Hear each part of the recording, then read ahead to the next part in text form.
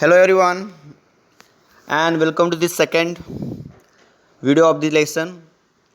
In the last video we had discussed about the prime information of the lesson, about the election commissioner, etc.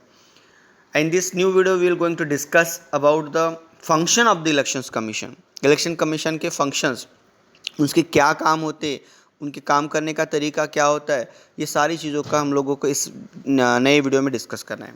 तो first of all preparing the voter list. उनका सबसे पहला काम होता है voter list को prepare करना.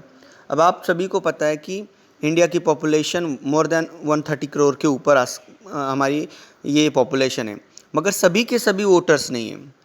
जो पर्सन्स 18 ईयर्स कंप्लीट हो चुके हैं उतने ही लोग क्या कर सकते हैं, वोटिंग कर सकते हैं. सिर्फ 18 ईयर कंप्लीट होने से ही नहीं होता, सभी पर्सन्स को उस लोगों को जिनको वोट करना है उनको अपना नाम रजिस्टर करना होता है. और ये नाम रजिस्टर करने के बाद जब उनके इलेक्शन कार्ड्स बनते हैं, मतलब आइडेंटिटी कार्ड होते हैं, वही पर्सन्स इलेक्शन में वोटिंग का वो मतलब अधिकार यूज़ कर सकता है. अगर आपके 18 ईयर कंप्लीट भी हो गए, अगर आपने आपका नाम रजिस्टर्ड नहीं कराया है तो आप वोटिंग नहीं कर सकते हो. सो ऐसे वोटर्स की जो एक लिस्ट होती है उसको अपडेट करने का मतलब हर साल हर इलेक्शन के पहले बहुत सारे सिटीजन्स 18 ईयर्स कंप्लीट होते हैं और वो इलेक्शंस के लिए मतलब वोटर एज ए वोटर वो रेडी होते. तो ऐसे लोगों के नाम एंटर करना, अगर कुछ लोगों की डेथ हो जाती है तो ऐसे लोगों के नाम पुराने या जो उनकी जो भी लिस्ट होगी उसमें से उसको रिमूव करना, ये सारे काम इलेक्शन कमीशन करता है. देखिए, every Indian citizen who has completed 18 year of age has right to vote. To exercise the right to vote citizens name must be in the voter list. वही मैं बता रहा हूँ कि अगर आपका नाम वोटर लिस्ट में है तभी आप वोटिंग कर सकते हो. It is the responsibility of the election commission to prepare the list of eligible voter, update the existing voter list and include the names of new voters. Update करना होता है मतलब जैसे अभी आप आप पढ़ रहे हो, पढ़ते समय आप या फिर आपके पिताजी गवर्नमेंट सर्वेंट है और आपकी चेंज होते रहते हैं. आपका अगर नाम है, अगर आप मुंबई में ड्यूटी कर रहे हैं या अगर कुछ सालों तक आप मुंबई में रहते हो तो आपका जो नाम रहेगा वो मुंबई के वोटर लिस्ट में रहेगा. वहाँ से चेंज करके आप दिल्ली चले जाते हो, कोलकाता चले जाते हो, जहाँ पर भी जाते हो तो आपको वो नाम चेंज होगा, वहाँ से बदल कर नए गांव में नए सिटीज़ में आपके नाम आता है. तो ये अपडेट लिस्ट भी करने का काम इलेक्शन कमीशन का होता है.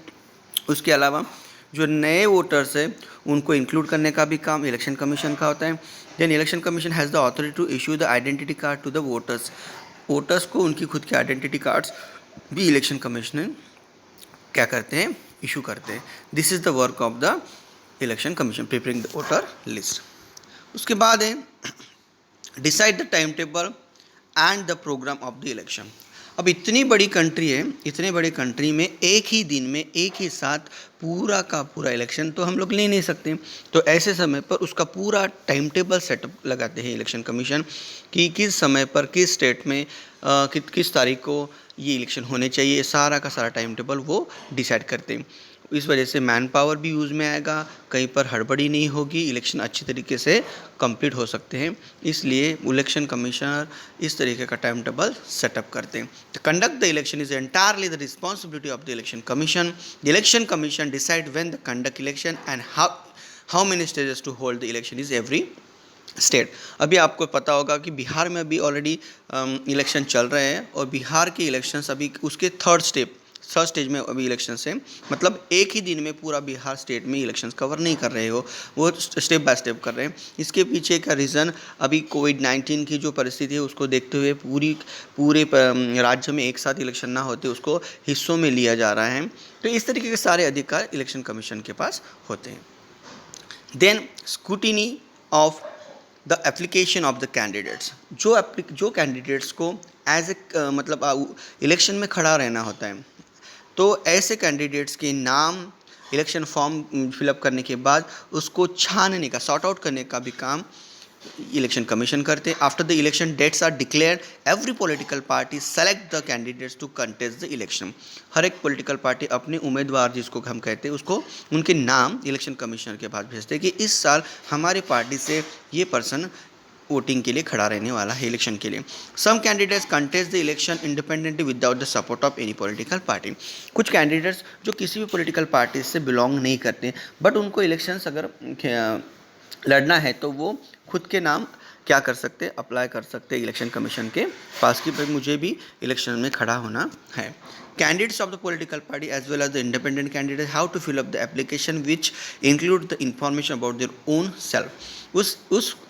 उस कैंडिडेट्स को whether it is belong to any political party और वो अगर फ्री है, मतलब किसी भी पॉलिटिकल पार्टी से वो बिलोंग नहीं करता है, उनको उस एप्लीकेशन फॉर्म में अपने बारे में सारी इन्फॉर्मेशन लिखनी होती है, जस्ट लाइक उनकी प्रॉपर्टी कितनी है वगैरह वगैरह सारी। क्योंकि ऐसा करना बहुत ज़रूरी भी होता है कि बहुत बार मतलब जो कैंडिडेट्स के पास प्रॉपर्टी होती है उसका वो मिसयूज़ करके इलेक्शन जीतने की कोशिश कर सकता है, या इलेक्शन जीतने के बाद अगर वो इलेक्शन जीत जाता है तो उसके पास फिर वो कमाई भी कर सकता है, मतलब करप्शन के मार्क्स से। ऐसा हर लोग नहीं करते, या मैं ऐसा नहीं बता रहा हूँ कि वो करते ही होंगे, बट इसके ऊपर एक वॉच के लिए ये सारी इन्फॉर्मेशन इलेक्शन कमीशन खुद के पास लेता है।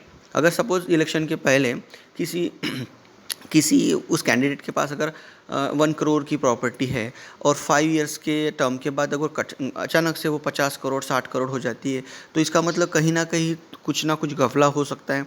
इसके चेक के लिए भी इलेक्शन कमीशन के पास ये इंफॉर्मेशन होनी बहुत ज़रूरी होती है। Then the election commission scrutinize all the application and allow the eligible candidate to contest the election। बहुत सारे कैंडिडेट्स इलेक्शन का जो फॉर्म होता है वही गलत तरीके से भर देते हैं या उसमें बहुत सारे मिस्टेक्स होते हैं, तो ऐसे फॉर्म्स को मतलब उसको वहाँ से रिमूव करने का पूरा अधिकार इलेक्शन कमीशन के पास होता है। Give the recognition to political parties. Political parties को रिकग्निशन देने का भी अधिकार जो होता है, काम जो होता है इलेक्शन कमीशन के पास होता है। मतलब ऐसा नहीं तो कोई भी पर्सन खड़ा हो जाएगा मेरी पॉलिटिकल पार्टी है, ऐसा नहीं होता है। उसके जो कुछ टर्म्स एंड कंडीशंस हैं तभी कोई पक्ष एक मतलब मान्यता प्राप्त पक्ष कहकर उसको हम कह सकते हैं, और जिसको ऑथराइज पक्ष की जो साइन होती है वो इलेक्शन कमीशन देते हैं, उसको अप्रूवल वो इलेक्शन कमीशन देते हैं, अदरवाइज़ वो पॉलिटिकल पार्टी कंसिडर नहीं होगी। ये अधिकार भी इलेक्शन कमीशन के पास होता है। और we have multi party system in our country. हमारे इंडिया में आप देखते हो कि हर तरीके के मतलब बहुत सारे पक्ष हैं, एक या दो पक्ष ही सीमित नहीं है, बहुत सारे पक्ष है। कांग्रेस हो गया, बीजेपी हो गया, शिवसेना हो गया, राष्ट्रवादी कांग्रेस हो गया, इस बहुत सारे पक्ष हैं। सारे पार्टीज़ को मतलब उनको अप्रूवल देने का जो काम होता है वो इलेक्शन कमीशन करता है। New parties continue to be form split in the parties result in the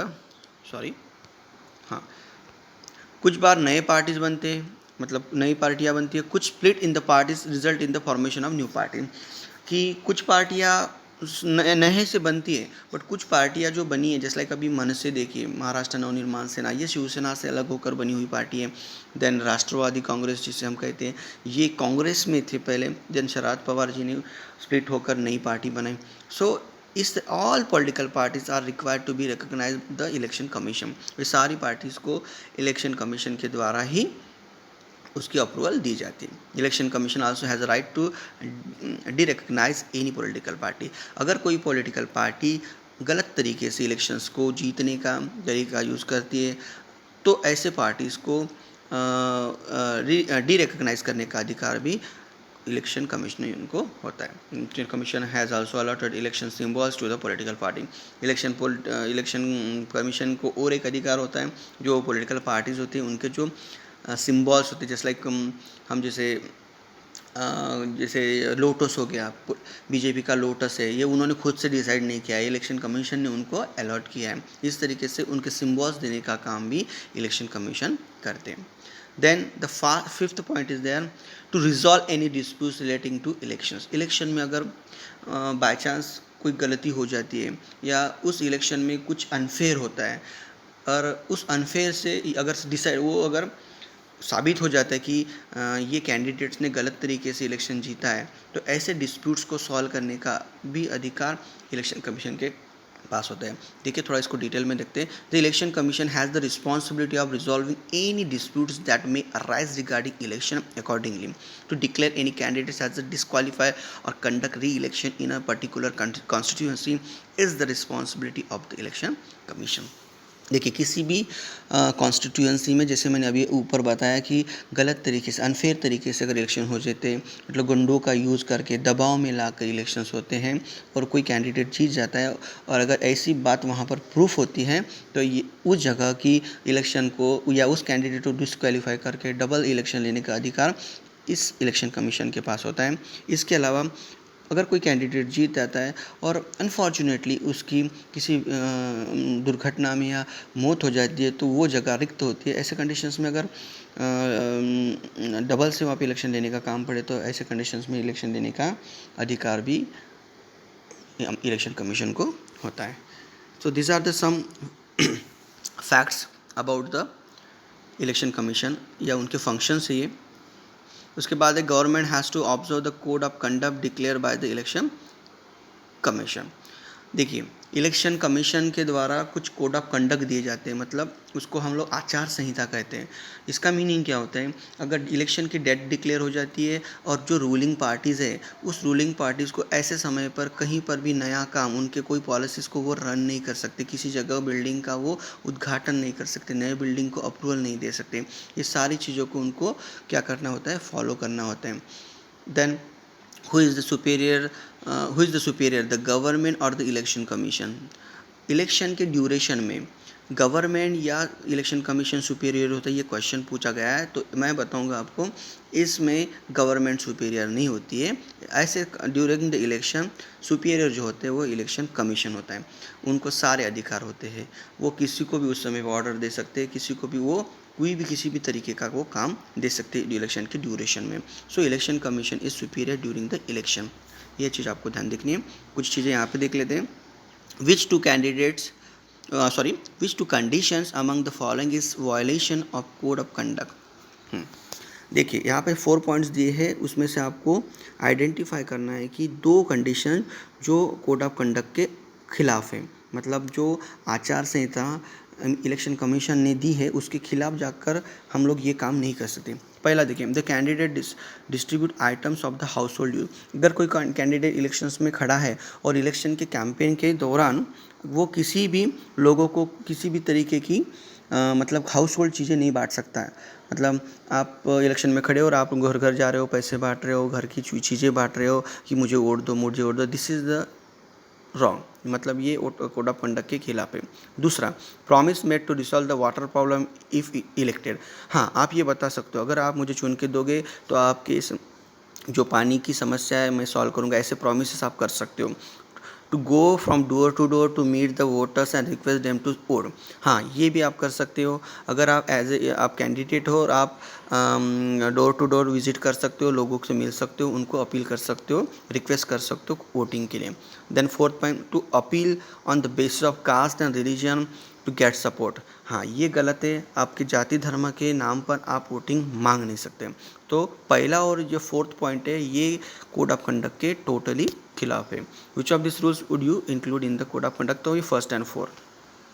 यहाँ देखते हैं, श्याम शरण Negi from the Himachal Pradesh was the first voter of India. He exercised his right to vote on 25th October 1915 in लोक सभा election. देखिए, free independent मतलब independent country, independent India के जो फर्स्ट इलेक्शंस हुए थे उसमें के जो फर्स्ट वोटर थे वो ये थे श्याम शरण नेगी। इन्होंने वोट किया था 25 अक्टूबर 1951 में, श्याम शरण नेगी।